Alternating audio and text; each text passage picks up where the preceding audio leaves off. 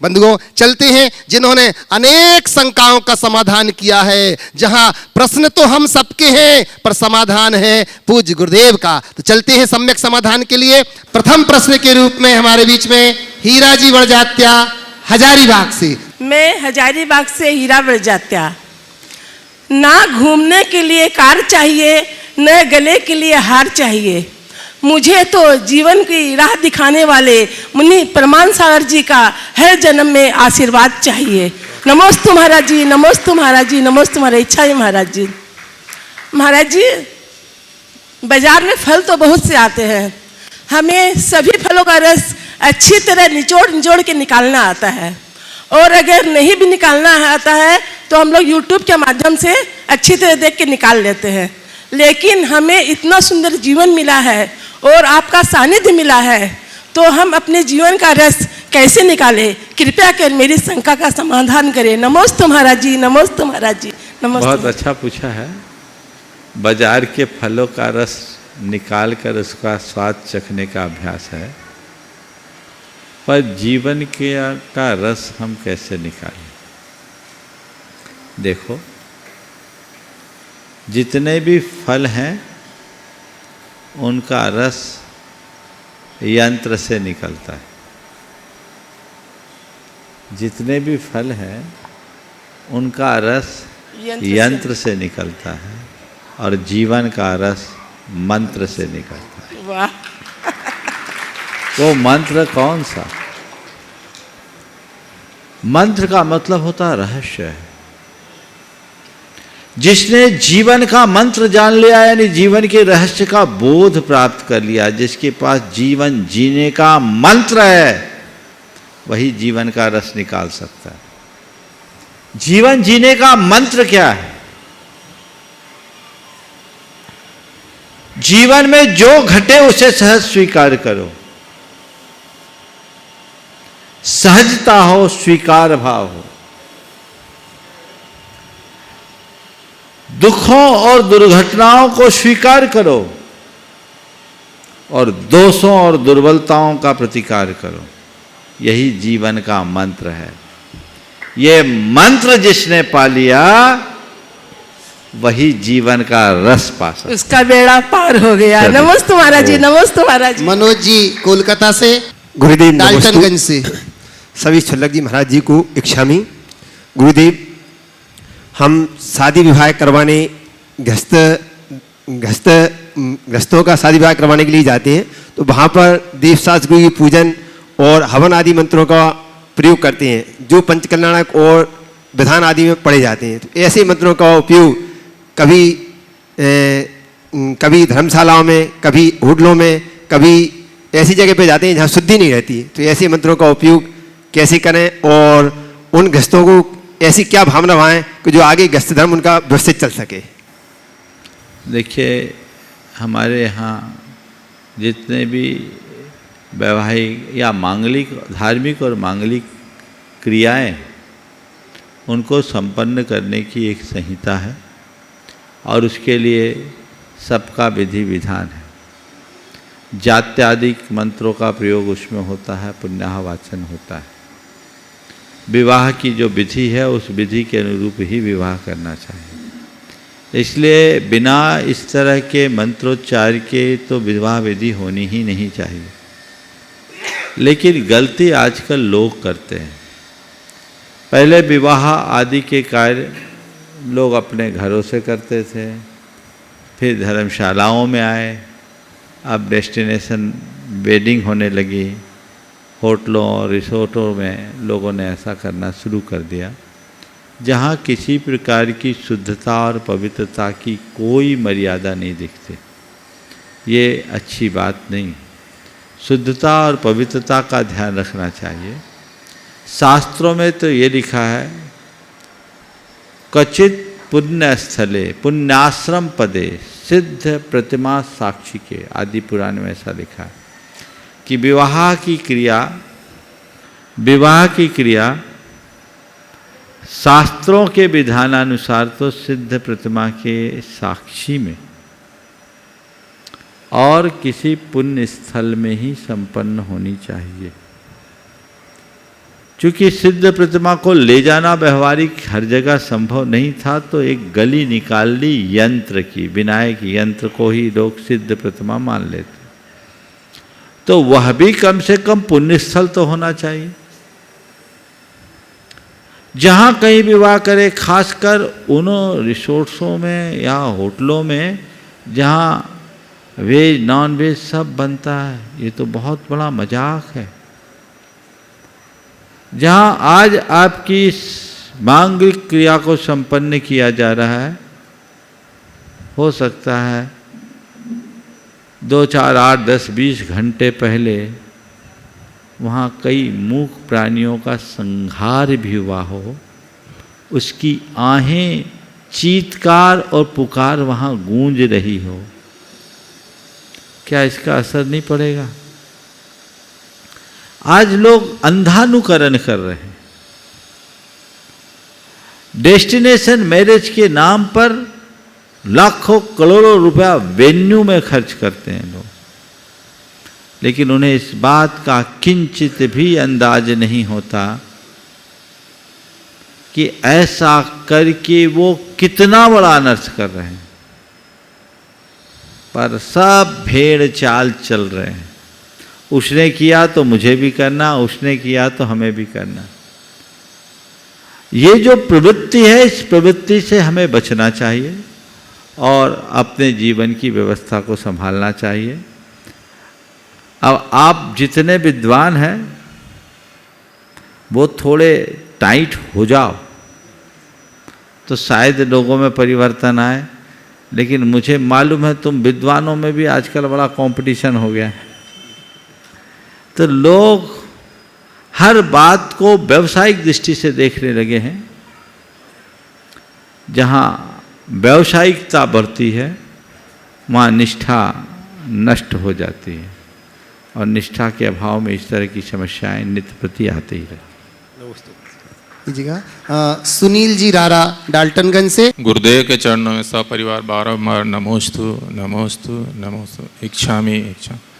गुरुदेव, शंका नहीं मेरा है कि जैसे मेरे को व्रत नियम लेने का मन में भाव नहीं आता है, व्रत नियम लेने का कोई भी मन में भाव नहीं आता है, तो क्या करें? तो इसके लिए मैंने क्या भावना योग में भी कोई कमांड है क्या इसका? मैंने बस मुझे व्रती बनना है, ये भावना रोज भाव, और ये बनाओ मुझे व्रती बनना है, व्रत नियम छोड़ दो। रोज भावना भाव कि मुझे व्रती बनना है, मुझे व्रती बनना है, मुझे व्रती बनना है, और ऐसा महसूस करो कि मैं तो व्रती बन गया हूँ, प्रतिमाधारी हो गया हूँ।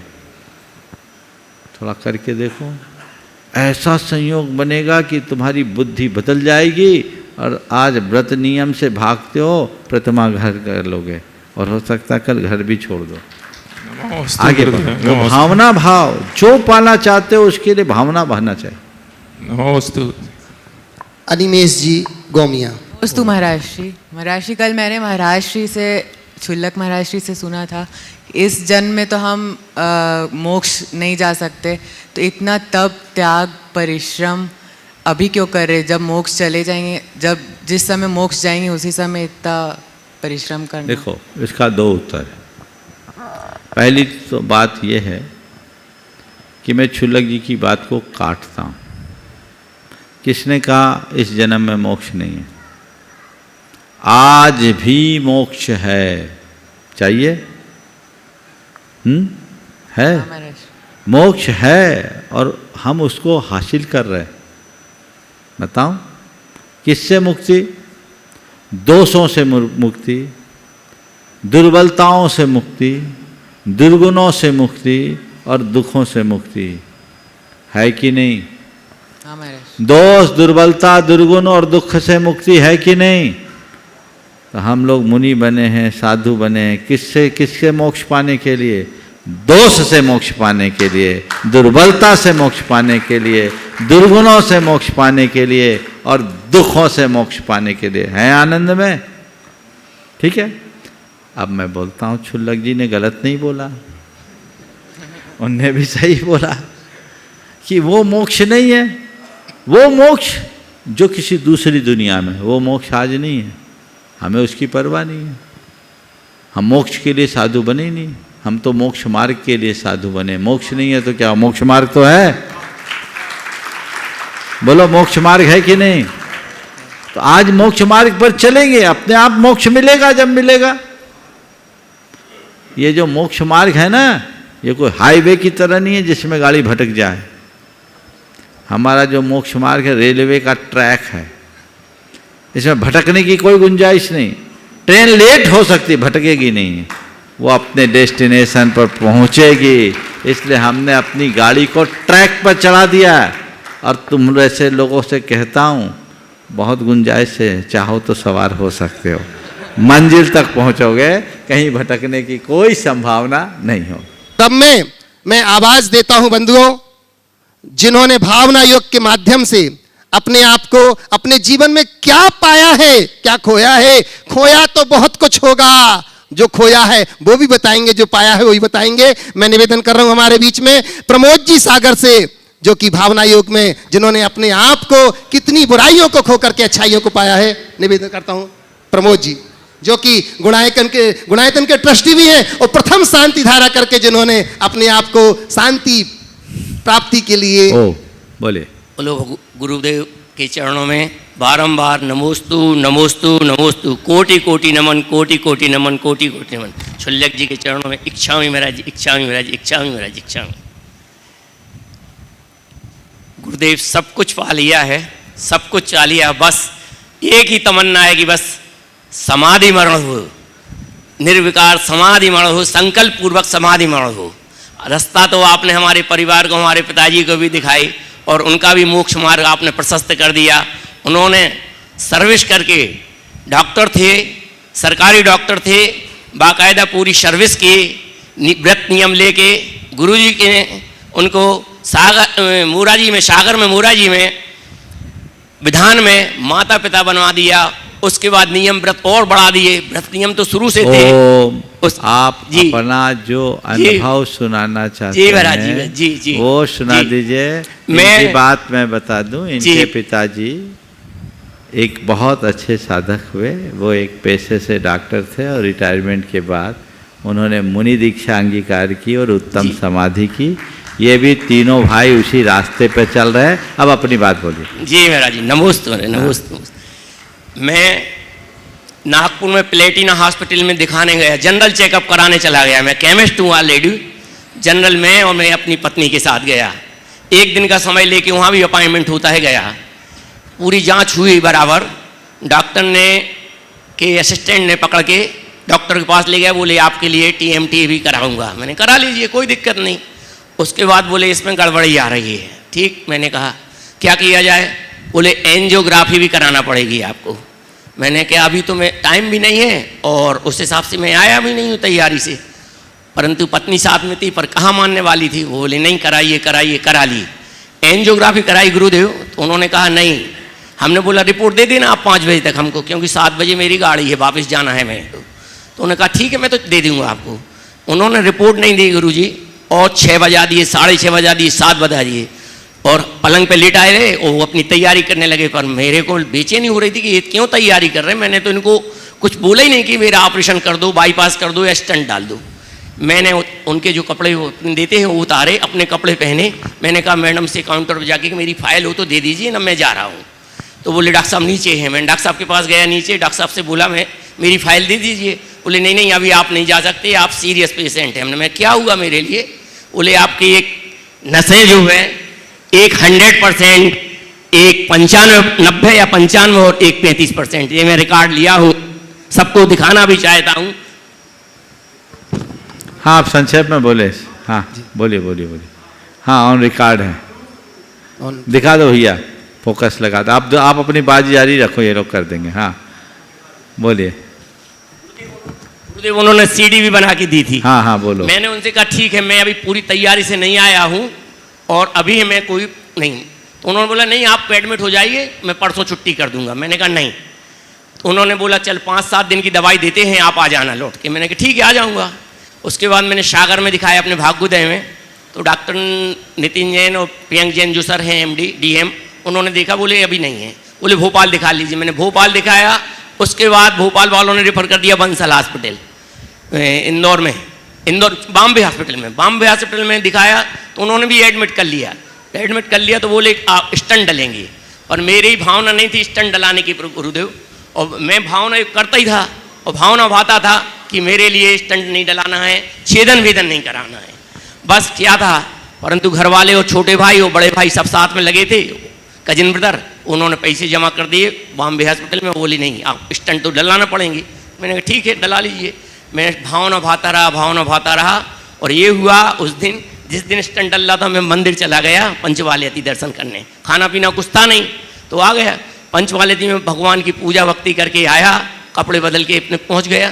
तो मेरा पहला नंबर था, एक पेशेंट का दूसरा नंबर था, वो पहले मेरे से पहुंच गया, उसको स्टंट डल गए मेरे नंबर की और स्टंट वहाँ समाप्त हो गए।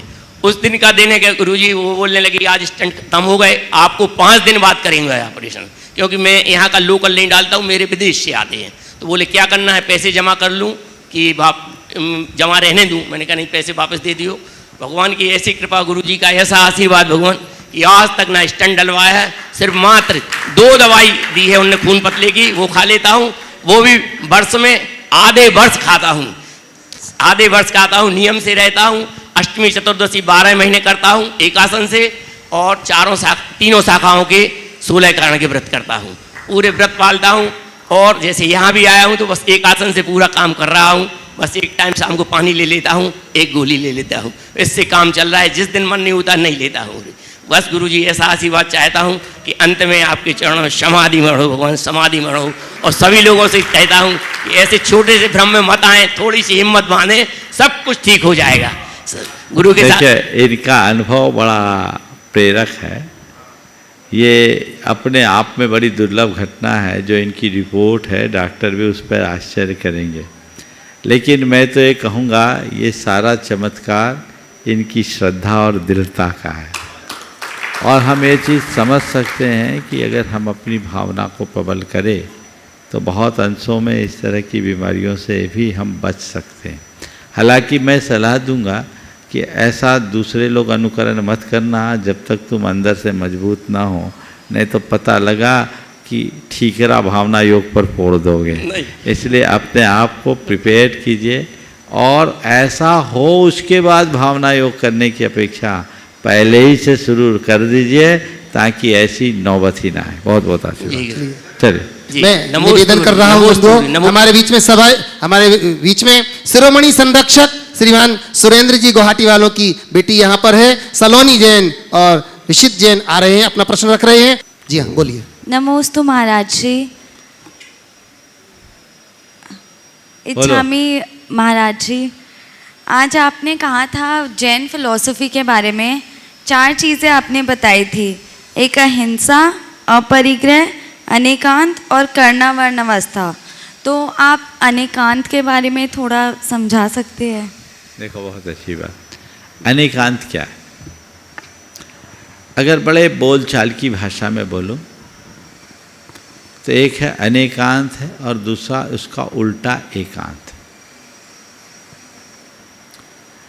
अगर इन दोनों शब्दों को हम समझें एक एक शब्द में तो एक का मतलब है ही, एक का मतलब है भी। ही और भी। ही यानी जो मैं कह रहा हूँ वही, और भी यानी मैं जो कह रहा हूँ वो तो है ही, तुम जो कह रहे हो वह भी। समझ गए? तो अनेकांत का मतलब है समग्र दृष्टि, जहाँ अपने साथ सामने वाले की बात को भी समझने का रास्ता हो, वो अनेकांत है। और जहाँ केवल अपनी ही बात का आग्रह हो, वो एकांत है। समझ गए? एकांत में झगड़ा है, अनेकांत में समन्वय है। अगर दार्शनिक भाषा में कहूँ तो मैं ये कह सकता हूँ कि परस्पर विरोधी अनंत धर्मों का समग्र बोध कराने वाली दृष्टि। जैसे अगर सवाल पूछा जाए हिमालय किधर है तो क्या उत्तर होगा? बोलो। उत्तर में। उत्तर में ना। और यही सवाल किसी चीन के व्यक्ति से किया जाए तो वो क्या जवाब देगा? बोलो, माइक पे बोलो। दक्षिण में। दक्षिण में ना, तो एक ही हिमालय उत्तर में और एक ही हिमालय दक्षिण में है। अब हम झगड़ने लगे चीन वाले से, उत्तर बोलो, तुम्हें इतनी अकल नहीं, हिमालय तो उत्तर में ही है, तो सही होगा कि गलत? पर हम यहाँ भारत वालों को कहने लगे कि नहीं नहीं हिमालय तो दक्षिण में है, तो भी गलत। हमको क्या लगाना होगा? हिमालय तो हिमालय की जगह है, हमारे लिए उत्तर में, चीन वालों के लिए दक्षिण में है। समझ गए? बस इसी समन्वयात्मक दृष्टि को पाने का नाम अनेकांत है, जो सब में समन्वय लेकर चलता है। दीजिएगा। धन्यवाद। अरविंद जी, अनीता जी, आयुषी ललितपुर से।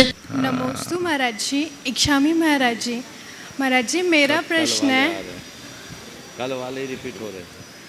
हाँ, महाराज जी, इन्हें भी कल पूछ लिया था, दूसरे ने भी। हाँ बोलो। महाराज जी मेरा प्रश्न है, हम बच्चे में से शायद ही है कोई शास्त्र या धर्म की पुस्तक पढ़ते हैं, हम लोग नॉवेल्स और बुक्स की तरफ ज़्यादा अट्रैक्टेड होते हैं, और उन नॉवेल्स में हमारे शास्त्र का ही निचोड़ रहता है उसमें, लेकिन वो कंसाइज फॉर्म में होता है तो हम लोग को आसानी से समझ आ जाता है, और इंग्लिश में होता है तो हमको लगता है कि हमारी स्पीकिंग स्किल्स हमारी इम्प्रूव हो रही है और वोकैबुलरी बढ़ रही है। और डे टू डे लाइफ में हम इंग्लिश ज़्यादा प्रयोग करते हैं, हिंदी भी करते हैं, लेकिन संस्कृत बहुत कम करते हैं। और महाराज जी हम बच्चे लोग अपना इंटरेस्ट जो है अपने शास्त्र और धर्म की पुस्तक पढ़ने में कैसे बढ़ाएं, और हम लोग अगर पढ़ना चाहते हैं तो सबसे पहले हम लोग को कौन सी पुस्तक या शास्त्र पढ़ना चाहिए? बच्चों धर्म के प्रति जिज्ञासा हो जाए, रुचि हो जाए तो अपने आप इंटरेस्ट बढ़ेगा। अपनी श्रद्धा को बढ़ाओ, जिज्ञासा भाव बढ़ाओ कि मैं जिस धर्म का पालन करती हूँ, जिस धर्म की अनुयायी हूँ, उस धर्म के बारे में मैं अधिक से अधिक जानूँ। तो जैन धर्म के बारे में अगर जानना है तो जैन तत्व विद्या पढ़ो। अब उसका अंग्रेजी वर्जन भी आ गया है, आराम से समझ में आएगा, रास्ता खोले। नमोस्तु महाराज जी। देशना जी, देशना अनमोल। इससे पूर्व महाराज जी, नमोस्तु महर्षि। स्वामी मूलचंद जी जैन, जो दिल्ली जैन समाज के दिल्ली कांग्रेस के अध्यक्ष रहे और आपके पास यहाँ के ट्रस्टी दर्शन के लिए आना चाहते थे, आ नहीं पाए हैं, उनने एक गिफ्ट बिटिया को दिया है ये अशोक स्तंभ के रूप में, इसको लेके इसका कुछ प्रश्न। नमोस्तु महाराज जी, राजा अशोक के समय पे एक कलिंगा युद्ध हुआ था, जिसके कारण राजा अशोक को वैराग्य आया था और उसने बौद्ध धर्म का बहुत प्रचार प्रसार किया था। तो यदि हम इस अशोक स्तंभ को करीब से देखें तो इसमें 4 सिंह हैं जो कि महावीर भगवान के चिन्ह हैं, और ये चारों दिशाओं में हैं जो कि समर्थ चरण के चिन्ह हैं, और इसमें यहाँ पे बीच में 5 तीर्थंकरों का प्रतीक है महाराज जी। 5 तीर्थंकरों के यहाँ पे चिन्ह बने हुए हैं, और यदि नीचे देखें तो यहाँ पे कमल का है जो कि पद्म प्रभु जी का चिन्ह है। तो मतलब इससे तो यह साबित होता है ना महाराज जी कि इसे हमें अशोक स्तंभ नहीं, इसे तो हमें जैन स्तंभ बोलना चाहिए। तो इसके बारे में आपके क्या विचार हैं? मैं ये है कि अशोक, सम्राट अशोक का कुल धर्म जैन धर्म था। बाद में वो बौद्ध धर्म की ओर दीक्षित हुआ। सम्राट चंद्रगुप्त मौर्य, उसके पुत्र बिंदुसार, और उसके बाद उसके पुत्र सम्राट अशोक हुए। चंद्रगुप्त मौर्य न केवल जैन धर्म के अनुयायी थे, अपितु उन्होंने जैन दिगंबर जैन मुनि की दीक्षा लेकर श्रवण बेलगोल में समाधि भी की। Discovery of India Jawaharlal Nehru ने काफ़ी अच्छे से इसका उल्लेख किया। बिंदुसार भी जैन धर्म का अनुयायी था, समझिए। सम्राट अशोक भी कुल धर्म उसका जैन धर्म था। बाद में बौद्ध धर्म की ओर दीक्षित हुआ, तो जैन धर्म के संस्कार उसमें होंगे, इसलिए प्रतीकों में ये चीज़ें जोड़ी गई।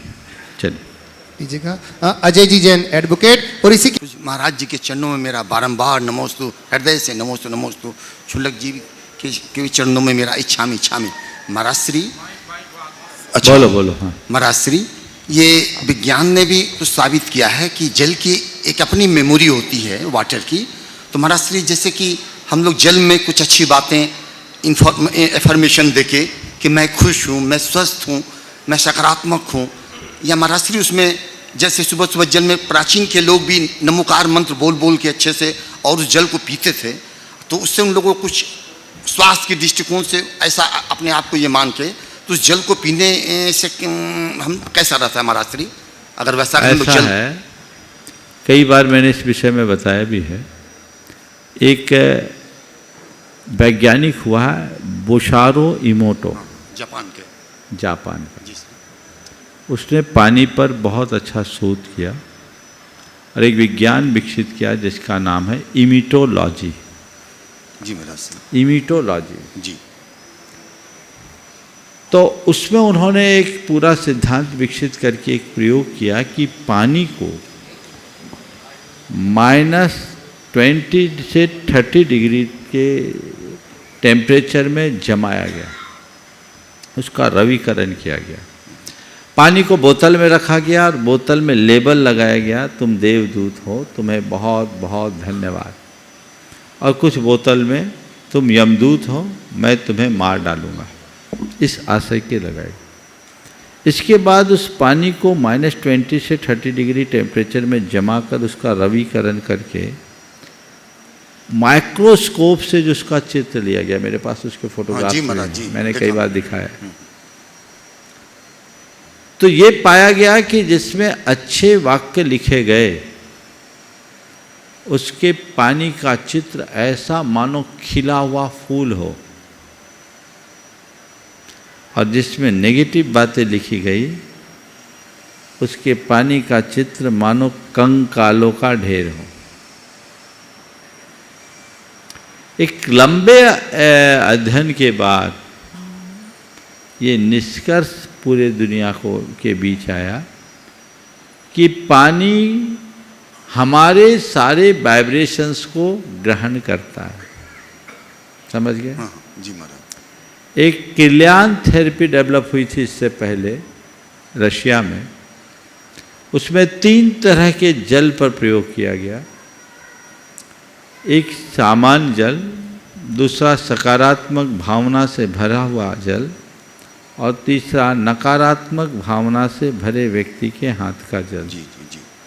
तीनों प्रकार के जल को पौधों पर सींचा गया।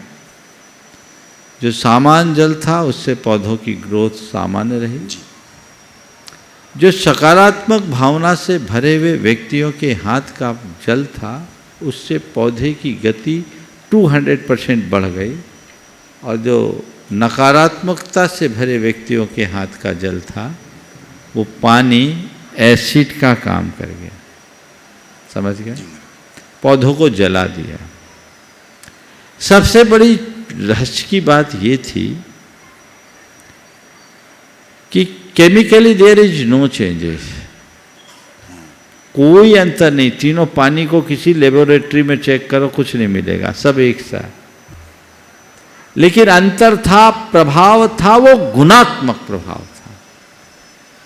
तो हमारी भावनाओं का प्रभाव पड़ता है, और यदि हम अपनी भावना को अच्छी बनाकर चले तो ये परिणाम बहुत अच्छे निकले।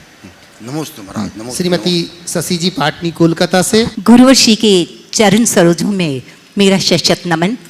मंचासीन छुल्लक जी, उनके चरणों में इच्छामी। ये मेरा कौन सा सौभाग्य रहा।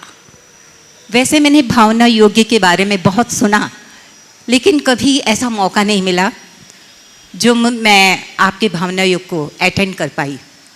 ये मेरे पुण्य के क्षण हैं, और ये 2 दिनों के दरमियान मैंने बहुत कुछ अनुभव किया है अपने जीवन के लिए। आपकी सोच और आपकी माधुर्यता की तो मैं दीवानी हूँ। कुछ पंक्तियों के साथ मैं कुछ अपने भावों को पेश करूँगी।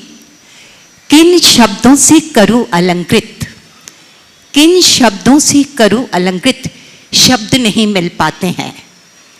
किन शब्दों से करूँ अलंकृत, शब्द नहीं मिल पाते हैं। जितने सोचे शब्द आपके मध्य तले दब जाते हैं। व्यक्तित्व आपका इतना ऊंचा जैसे शिखर हिमालय है। व्यक्तित्व आपका इतना ऊंचा जैसे शिखर हिमालय है। पावन इनका मन है इतना जैसे भव्य जिनालय है। जैसे भव्य जनाला। बहुत बहुत बहुत। गुरुवर्षी, आपने भावना योग के 4 चरण बताए, प्रार्थना, प्रतिक्रमण, प्रत्याख्यान और सामायिक। भावना तो है ही, लेकिन प्रार्थना भी मैं अपने जीवन में उसको बहुत महत्वपूर्ण स्थान देती हूँ। मैं एक ऐसी घटना बताने जा रही हूँ जब इनके अकस्मात एक ऐसा रोग हुआ, डॉक्टर ने जवाब दे दिया था, लेकिन पता नहीं आप गुरुओं का आशीर्वाद मेरे मन में बहुत हिम्मत दी है। जब भी मुझसे कोई पूछता था कि उनकी तबीयत कैसे है, लेकिन मैं यही कहती थी वो बिल्कुल स्वस्थ हैं, सिर्फ आप भगवान से प्रार्थना करें कि उन्हें अंतिम समय में कोई तकलीफ ना हो। महाराज जी, मैं आपको ये बताना चाहती हूँ, कलकत्ता में एक क्लासेस चलती थी, उसकी सारी महिलाएं मेरे फ्लैट में आती थी और कमरे के अंदर वो एक मंत्र लिखा हुआ था, वो लोग 1 घंटा उस मंत्र को पढ़ती थी और उसका ही परिणाम हुआ कि डॉक्टर्स भी कहते थे और मेरे परिवार वाले भी यूँ कहते थे कि आपका ये निर्णय सही नहीं है, क्योंकि इस बीमारी के अंदर अंतिम समय में इतनी वेदना होती है कि सामने वाला होता है उसे भी उस दर्द का एहसास होता है। लेकिन मैं सच बताऊं, गुरुओं का आशीर्वाद, भावना योग है और प्रार्थना भी है, लेकिन मैं पहला स्थान गुरुओं के आशीर्वाद का देती हूँ। आपको बताऊं, अंतिम समय दूज के दिन इनकी समाधि होने वाली थी और उसके पहले दिन क्षमा वाणी का दिन था, शाम का समय था और मैं उनके दर्शनों को गई और मैंने उसी दिन पहली बार जोर से उन्हें नमन किया था। उन्होंने मेरी आवाज़ पहचान ली, आवाज़ पहचान करके उनका पहला शब्द यही था कि आज क्षमा वाणी का दिन है, हम लोग इसके पहले आपके पास आने वाले थे, लेकिन संजोग ऐसा नहीं था। इनके दर्शन का शायद आपको क्या बताऊंगा, संजोग नहीं होगा तो ऐसी बीमारी ने इन्हें घेरा और इनके पहले शब्द थे कि गुरुवर प्रमाण सागर जी जहाँ भी हों, उनसे मेरा ये निवेदन है कि मैं उनके पास उनके दर्शनों को आ नहीं सका, मैं यहीं से उनसे क्षमा चाहता हूँ।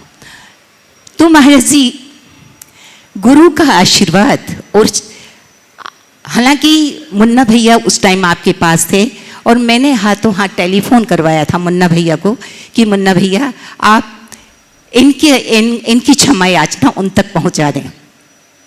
तो मेरे कहने का तात्पर्य यह है कि प्रार्थना, भावना योग तो है ही है, लेकिन प्रार्थना भी मनुष्य के जीवन में इतना बड़ा दिल देती है कि वो अपनी प्रार्थना से अपनी मंजिल तक पहुंच जाता है। तो प्रश्न मेरा कुछ और था, लेकिन मैंने प्रश्न दूसरा कर लिया। सिर्फ एक छोटा सा प्रश्न इसी के साथ लेती हूँ। अगर मैं यहाँ नहीं चाहती तो यहाँ तक पहुँच नहीं पाती आपके पास, ये मेरी चाहना हुई। और आचार्य पूज्यपाद स्वामी ने स्वरूप संबोधन में मोक्ष के लिए ऐसा कहा है, यस्य मोक्षेपि नाकांक्षा स मोक्षमदि गच्छति इत्यादुन धान्तेन्वेषी कांक्षा न कोपियेजियत। वहाँ ये कहा है, तो आप मुझे ये बताइए चाहना और आकांक्षा में क्या फ़र्क है, बस यही मेरी एक जिज्ञासा है। बिल्कुल ठीक कह रही हैं आपने जो पूरी बात कही। एक बार तो मैं चाहूँगा जोरदार करतल ध्वनि से उनका अभिनंदन कर दें। इनके श्रीमान रिखप चंद जी नाम था ना, रिखप चंद जी पाटनी बड़े गुरु भक्त थे और उन्होंने भयानक बीमारी से ग्रसित होने के बावजूद मुनि व्रत अंगीकार करके उत्तम संलेखना धारण की। जहाँ तक प्रार्थना का सवाल है, मैंने अनेक बार कहा कि प्रार्थना का प्रत्यक्ष परिणाम आता है और हमारे देश में तो पुरानी ही युक्ति है, दवा और दुआ। प्रार्थना भी भावना योग का ही एक अंग है। इसलिए जो हमसे बने वो हमें करना चाहिए। हम दूसरों के लिए प्रार्थना बहुत अच्छे से कर सकते हैं, खुद भी जितना बने प्रार्थना करनी चाहिए और उसमें अपने आप को समर्थ बनाना चाहिए। आपने जो सवाल किया कि आकांक्षा या चाहना हमारे लिए साधक है या बाधक, आपके सवाल का सार मैं बता रहा हूँ। सच्चे अर्थों में पूछा जाए तो इच्छा मात्र, चाह मात्र, आकांक्षा मात्र बाधक है। चाहने से कुछ नहीं मिलता। लेकिन 4 शब्दों पर ध्यान केंद्रित करूँगा। एक है आकांक्षा, एक है भोगाकांक्षा, एक है दुराकांक्षा और एक है अनाकांक्षा या निष्कांक्षा। साधारण प्राणी चाह से मुक्त नहीं होता, और जो हमारी चाह है ये सामान्य नहीं रहती, भोगों में लग जाती है।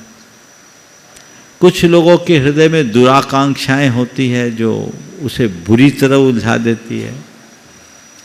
जरूरतों की पूर्ति की जो चाह है वो भोगाकांक्षा है, और जरूरतों से ज़्यादा की चाह का नाम दुराकांक्षा है जो हमें उलझाती है। आकांक्षा को भी हम 2 भेद में ले सकते हैं, एक शुभाकांक्षा, एक अशुभाकांक्षा। शुभाकांक्षा जो हम अपने धार्मिक जीवन के, अपने मंगल, स्वपर के मंगल और कल्याण की भावना को लेकर करते हैं, वह सब शुभाकांक्षा है जो हमारे जीवन को अनुकूल संयोग देती है, पुण्य के बंध का कारण बनती है। और ये भोगाकांक्षा और दुराकांक्षा हमारे मन में पलने वाली अशुभ आकांक्षा है जो हमें संसार में रुलाती है। और मुक्ति का मूल आधार है अनाकांक्षा, कोई कांक्षा ही न हो। लेकिन आकांक्षा से अनाकांक्षा पर पहुंच पाना सहज नहीं है। पहले भोगाकांक्षा और दुराकांक्षा से बचो, और भोगाकांक्षा और दुराकांक्षा से बचने का मार्ग है शुभाकांक्षा। तो इसलिए अगर ये चाह आपको यहाँ तक लाई ना, तो वो भी हमारी समुन्नति के लिए है, शुभाकांक्षा है। क्योंकि हम चाह मुक्त है कहाँ?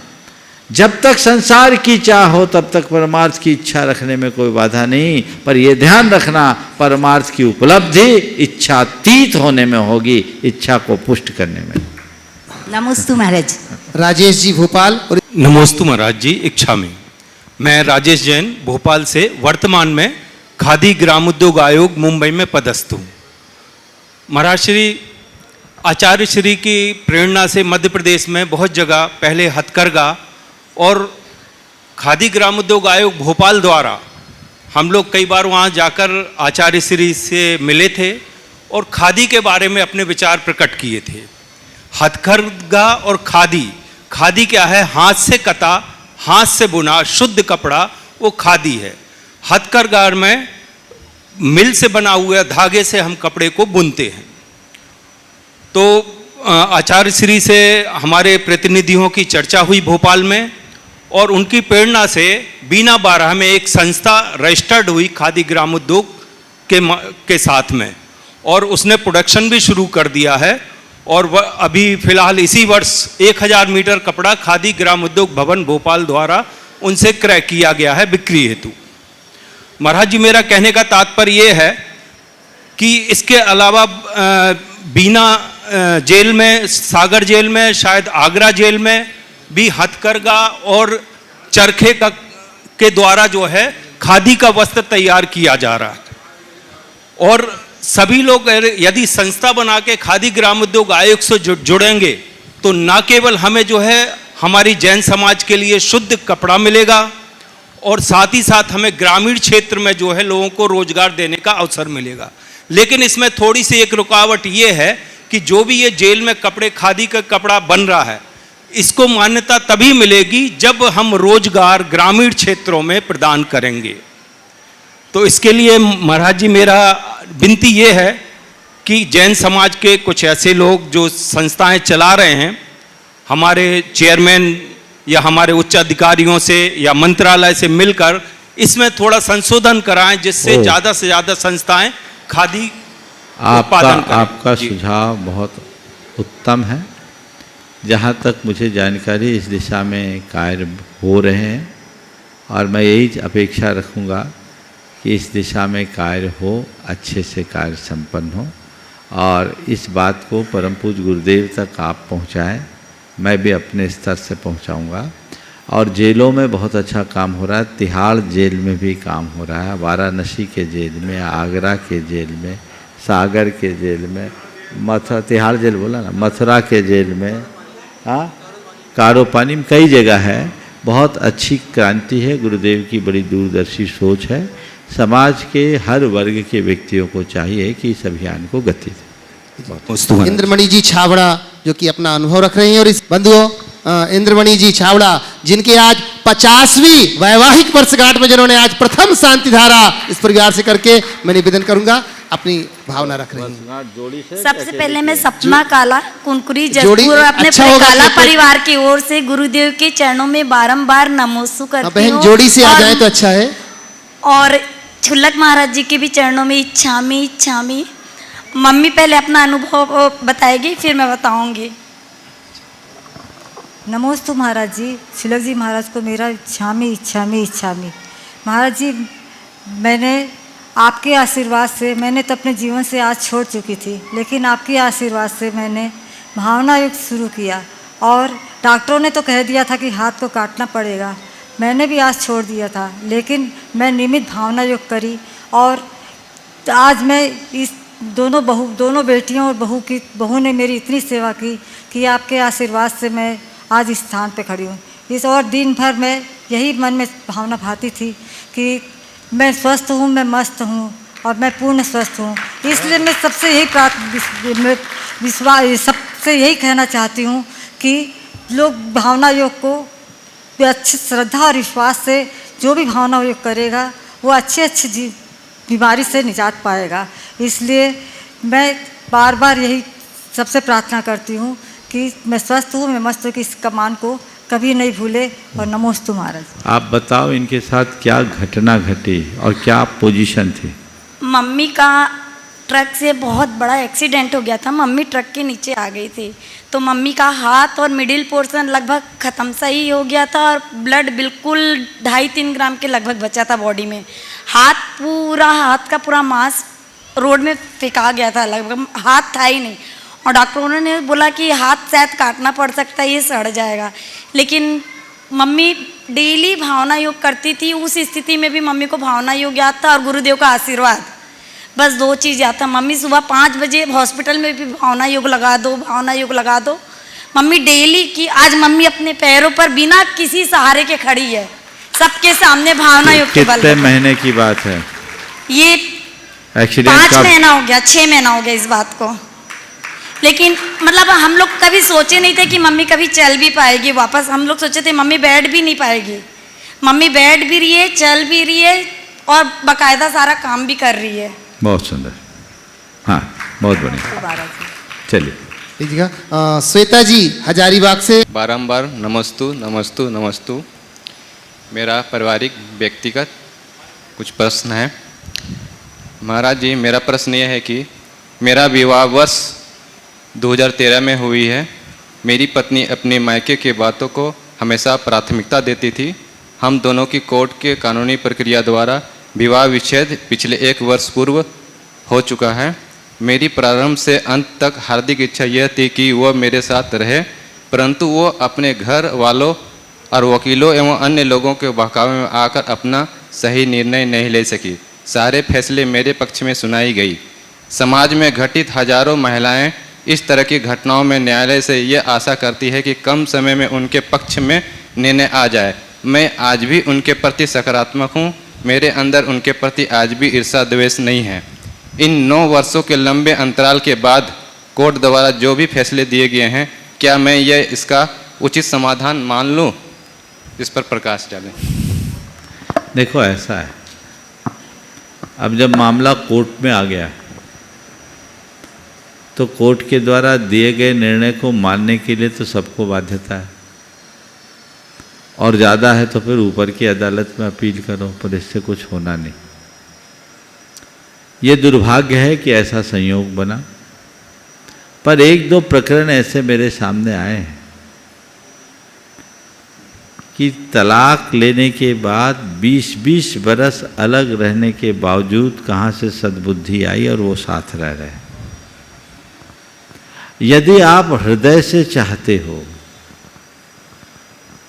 तो बस एक ही भावना भाव और कि उसे सद्बुद्धि आए और वो मेरे साथ रहे। ये भावना भाने का कुछ असर पड़ सकता है, और हो सकता है आपका नंबर भी ऐसे लोगों की श्रेणी में आ जाए। नमस्ते आरती जी का नौ शिरोमणि संरक्षक परिवार से। मेरा चैन आपसे है गुरुवर, मेरा करार आपसे है, मेरी ज़िंदगी की हर बहार आपसे है, मैं दुनिया में कहीं भी रहूं, मेरा संसार आपसे है। नमोस्तु गुरुवर, नमोस्तु गुरुवर, नमोस्तु गुरुवर। इच्छामि महाराज जी, इच्छामि महाराज जी, इच्छामि महाराज जी।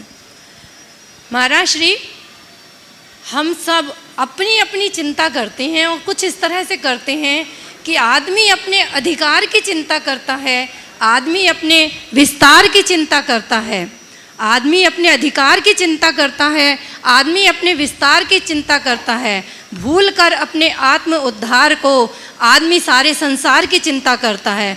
तो हे गुरुवर, इस चिंता से चिंतन की दिशा किस तरह प्रकट की जाए, कृपया चिंता से चिंतन की दिशा कैसे प्रकट की जाए? आपका नंबर ऐसे समय में आया है,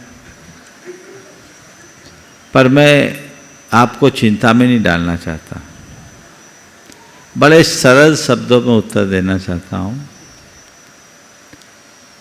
किसी घटना या प्रसंग को पकड़कर रुके रहने का नाम चिंता है, और उससे आगे बढ़ जाने का नाम चिंतन है। रुके रहने की आदत छोड़िए, आगे बढ़ने का पुरुषार्थ जगाइए।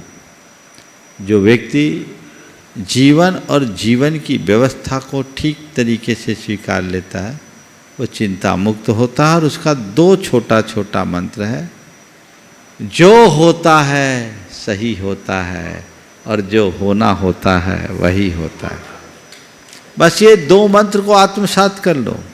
जो होता है सही होता है और जो होना होता है वही होता है। यदि अपना लेंगे तो चिंता की बात नहीं आएगी। समय आप सबका हो गया यहीं पर विराम। बोलिए परम पूज आचार्य गुरुवर श्री विद्यासागर जी महाराज जी की जय।